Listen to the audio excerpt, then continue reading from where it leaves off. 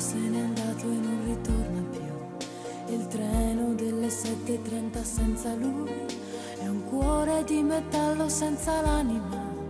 Nel freddo del mattino grigio di città, a scuola il banco è vuoto, un marco è dentro me.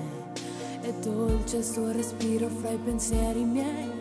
Distanze enormi sembrano dividerci, ma il cuore batte forte dentro me. Chissà se tu mi penserai, se con i tuoi non parli mai, se ti nascondi come me, sfuggi gli sguardi e te ne stai rinchiuso in camera e non vuoi mangiare. Stringi forte a te il cuscino e piangi e non lo sai quanto altro male ti farà la solitudine.